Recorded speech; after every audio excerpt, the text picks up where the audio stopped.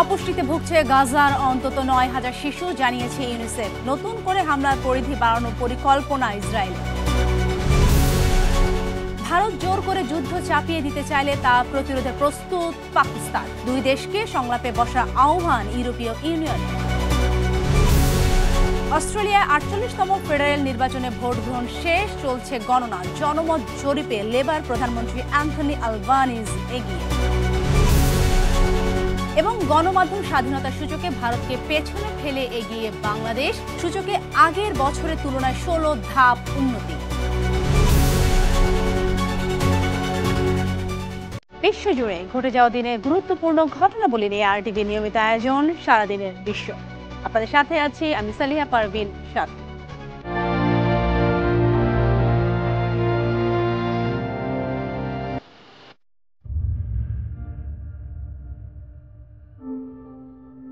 যুদ্ধ বিধ্বস্ত গাজা ভূখণ্ডে অন্তত ৯,০০০ শিশু তীব্র অপুষ্টির মধ্যে রয়েছে বলে জানিয়েছে ইউনিসেফ। সংস্থাটি জানায়, গেল মার্চ থেকে ফিলিস্তিনে মানবিক সহায়তা সামগ্রী প্রবেশে দখলদার ইসরায়েলি বাহিনী বাধা দেওয়ায় অবরুদ্ধ গাজা ভূখণ্ডের শিশুরা মানবেতর জীবনযাপন করছে। এর আগে গেল বৃহস্পতিবার গাজায় ত্রাণ সামগ্রী নিয়ে যাওয়া একটি এনজিওর জাহাজে হামলা চালায় ইসরায়েলি বাহিনী। এদিকে নতুন করে গাজা ভূখণ্ডে হামলার পরিধি বাড়ানোর পরিকল্পনা করছে দখলদার ইসরায়েল। এর অংশ হিসেবে বড় আকারের রিজার্ভ সেনা মোতায়েনের কথা ভাবছে দেশটি।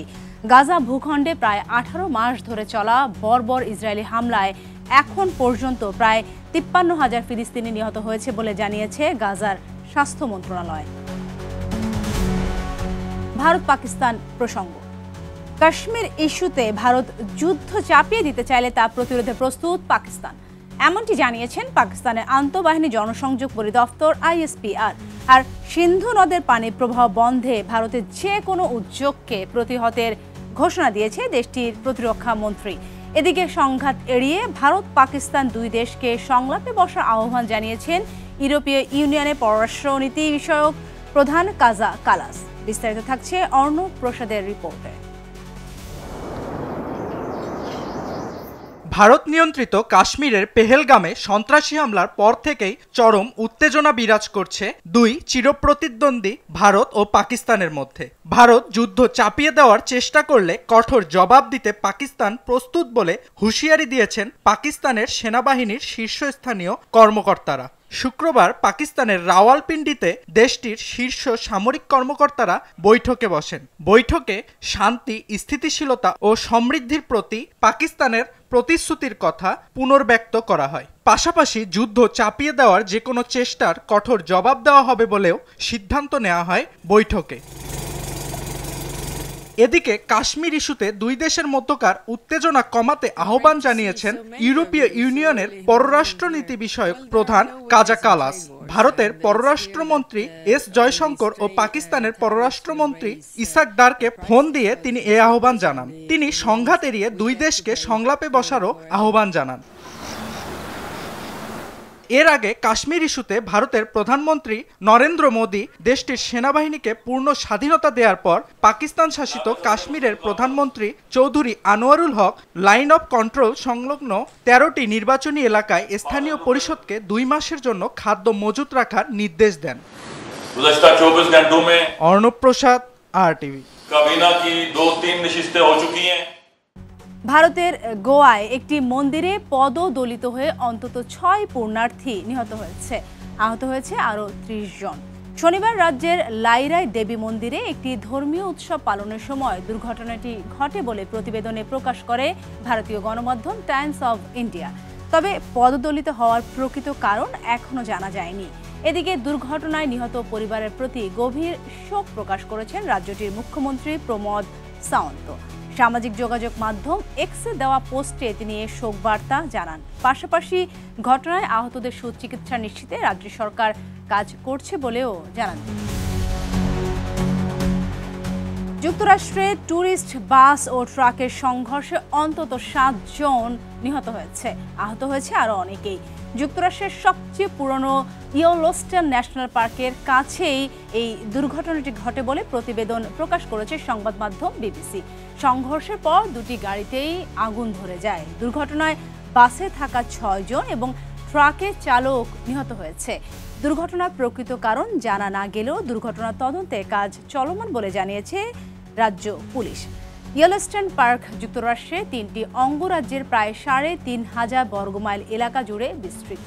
ন্যাশনাল পার্ক সার্ভিসের তথ্য অনুযায়ী প্রতি বছর গড়ে ৪০ লাখ পর্যটক সেখানে ঘুরতে যায়। আর্জেন্টিনা ও চিলির উপকূলে আঘাত এনেছে শক্তিশালী ৭.৪ মাত্রার ভূমিকম্প। যুক্তরাষ্ট্রে ভূতাত্ত্বিক জরিপ সংস্থা USGS জানায়, স্থানীয় সময় শুক্রবার সকাল ৯টা ৫৮ ভূমিকম্পটি মাটির ১০ কিলোমিটার গভীরে আঘাত হানে। এতে চিলির মেগালেন প্রণালীর পুরো এলাকায় সুনামির সতর্কতা জারি করা হয়।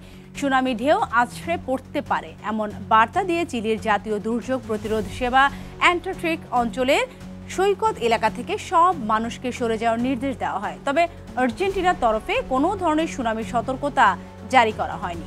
এছাড়া প্রাথমিক অবস্থার ক্ষয়ক্ষতিরও কোনো তথ্য পাওয়া যায়নি। ভূমিকম্পে এ পর্যন্ত কোনো হতাহতের খবর এখন পর্যন্ত পাওয়া যায়নি।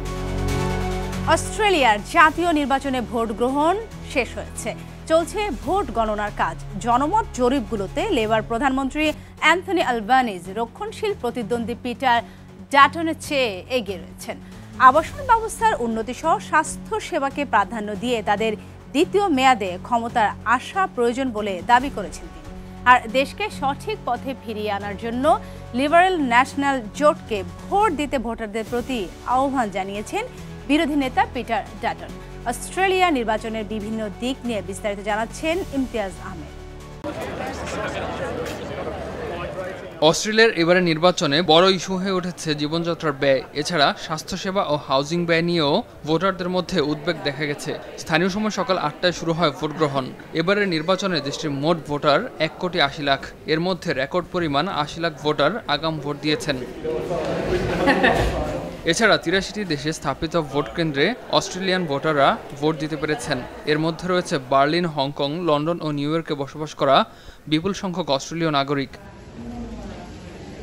দেশটিতে ভোটারদের জন্য ভোট দেওয়ার বেশ কিছু বাধ্যবাধকতা রয়েছে। ১৮ বছর বয়সী সবার জন্য ভোট দেওয়া বাধ্যতামূলক। কোনো নাগরিক ভোট দিতে ব্যর্থ হলে তাকে ১৩ অস্ট্রেলীয় ডলার জরিমানা গুনতে হয়। নির্বাচনের আনুষ্ঠানিক ফল আসতে কয়েকদিন, এমনকি সপ্তাহ লেগে যেতে পারে। তবে ভোট গ্রহণ শেষ হওয়ার পরই দেশটির ইলেকটোরাল কমিশন অনানুষ্ঠানিক প্রাথমিক ফল ঘোষণা শুরু করবে। মূলত এই প্রাথমিক ফল থেকে ধারণা পাওয়া যাবে কে গঠন করবেন দেশটির পরবর্তী সরকার। আজ প্রতিনিধি পরিষদের ১৫০টি আসনের সবকটিতে এবং সিনেটের ৭৬টির মধ্যে ৪০টি আসনে নির্বাচন হচ্ছে।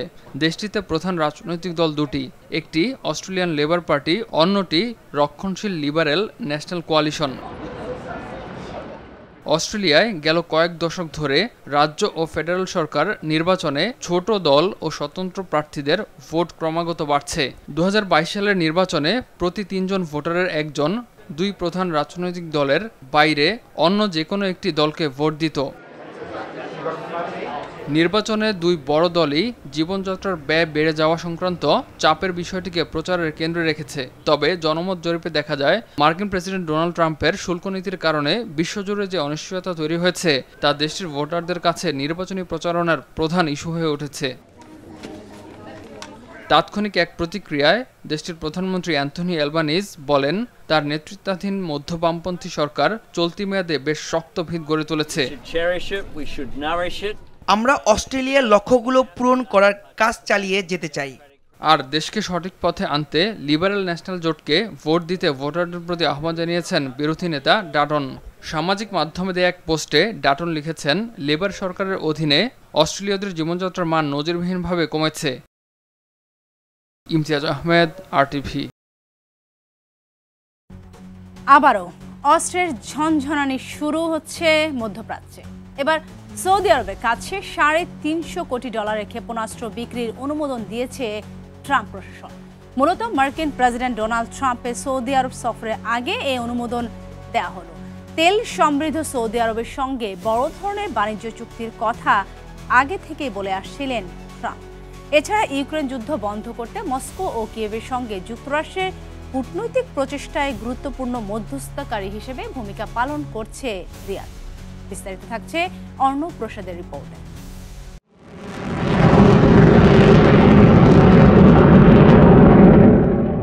নতুন করে সৌদি আরবের কাছে ক্ষেপণাস্ত্র বিক্রির অনুমোদন দিয়েছে ট্রাম্প প্রশাসন। মার্কিন পররাষ্ট্র দপ্তর বলেছে, ক্ষেপণাস্ত্র বিক্রি নিয়ে সৌদি আরবের সঙ্গে চুক্তির বিষয়টি তারা কংগ্রেসকে জানিয়েছে। এই ক্ষেপণাস্ত্রগুলোর মধ্যে থাকবে মধ্যপাল্লার 1000 AIM-120 ক্ষেপণাস্ত্র। আকাশে থাকা লক্ষ্যবস্তু ধ্বংস করার জন্য কোনো আকাশযান থেকে বা এয়ার টু এয়ারে এই ক্ষেপণাস্ত্রগুলো ছোড়া যায়। রিয়াদের সঙ্গে প্রাক্তন যুক্তরাষ্ট্রের প্রেসিডেন্ট জো বাইডেনের প্রশাসন একটি প্রতিরক্ষা চুক্তি সইয়ের চেষ্টা করে ব্যর্থ হওয়ার পর ট্রাম্প প্রশাসন সৌদি আরবের জন্য এই প্যাকেজের প্রস্তাব কার্যকর করতে যাচ্ছে। বলা হয়, যুক্তরাষ্ট্রের অন্তরঙ্গ বন্ধু ইসরায়েলের সঙ্গে দেশটির সম্পর্ক স্বাভাবিক করার লক্ষ্যে সুদূরপ্রসারী এক সমঝোতার অংশ হিসাবে চুক্তি সইয়ের ওই চেষ্টা চালিয়েছিল বাইডেন প্রশাসন। বাইডেন প্রশাসন চীন থেকে অস্ত্রশস্ত্র কেনা বন্ধ ও বিনিয়োগ সীমিত করার লক্ষ্যে সৌদি আরবকে আরও উন্নত ধরনের মার্কিন অস্ত্র দেওয়ার প্রস্তাব দিয়েছিল। এখন ট্রাম্প প্রশাসনের প্রস্তাবে এসব শর্ত অন্তর্ভুক্ত আছে কিনা তা নিশ্চিত করেনি বার্তা সংস্থা রয়টার্স। এ বিষয়ে মন্তব্য করার অনুরোধ জানালে হোয়াইট হাউস ও সৌদি আরব সরকার কেউ তাৎক্ষণিকভাবে তাতে সাড়া দেয়নি। তবে মার্কিন প্রেসিডেন্ট হিসাবে প্রথম মেয়াদে ডোনাল্ড ট্রাম্প যুক্তরাষ্ট্রের স্বার্থে সৌদি আরবে অস্ত্র বিক্রিকে উৎসাহিত করেছিলেন। দীর্ঘদিন ধরেই সৌদি আরবে অস্ত্রশস্ত্র সরবরাহ করে আসছে যুক্তরাষ্ট্র। প্রথম মেয়াদে প্রেসিডেন্ট থাকার সময় 2017 সালে ট্রাম্প দেশটিকে প্রায় 110 মিলিয়ন বা 11,000 কোটি ডলারের অস্ত্র বিক্রির প্রস্তাব দিয়েছিলেন। পরে সৌদি আরবের সাংবাদিক জামাল খাশোগি হত্যার জেরে দেশটিতে অস্ত্র সরবরাহ নিয়ে প্রশ্ন তুলতে শুরু করে মার্কিন কংগ্রেস। এর ধারাবাহিকতায় 2021 সালে বাইডেন প্রশাসনের অধীন কংগ্রেস দেশটিতে আক্রমণাত্মক অস্ত্র বিক্রিতে নিষেধাজ্ঞা আরোপ করে। যুক্তরাষ্ট্রের আইন অনুযায়ী আন্তর্জাতিক পর্যায়ে গুরুত্বপূর্ণ কোনো অস্ত্র চুক্তি চূড়ান্ত করার আগে অবশ্যই কংগ্রেস সদস্যদের মাধ্যমে তা পর্যালোচনা করতে হয়। অর্ণব প্রসাদ, RTV। বিশ্ব গণমাধ্যম স্বাধীনতা সূচকে ভারত পাকিস্তানের চেয়েও এগিয়ে গেল বাংলাদেশ। শুক্রবার পুরো বিশ্বের সাংবাদিকদের অধিকার নিয়ে কাজ করা সংস্থা রিপোর্টার্স উইদাউট বর্ডার্স RSF তাদের প্রতিবেদনে এই তথ্য প্রকাশ করে। চলতি বছর 180টি দেশের মধ্যে করা সূচকে বাংলাদেশের অবস্থান 149তম। গেল বছর বাংলাদেশের অবস্থান ছিল 165। সূচকে আগের বছরের তুলনায় 16 ধাপ উন্নতি হলেও বাংলাদেশে স্বাধীন সাংবাদিকতার পরিস্থিতি এখনও বেশ গুরুতর বলে মত সংস্থাটি। টানা নবমবারের মতো সূচকের শীর্ষে নরওয়ে। আগের বছরের তুলনায় 2 ধাপ পিছিয়ে সূচকে যুক্তরাষ্ট্রের অবস্থান 57। আর এরই সাথে শেষ করছি সারাদিনের বিশ্ব।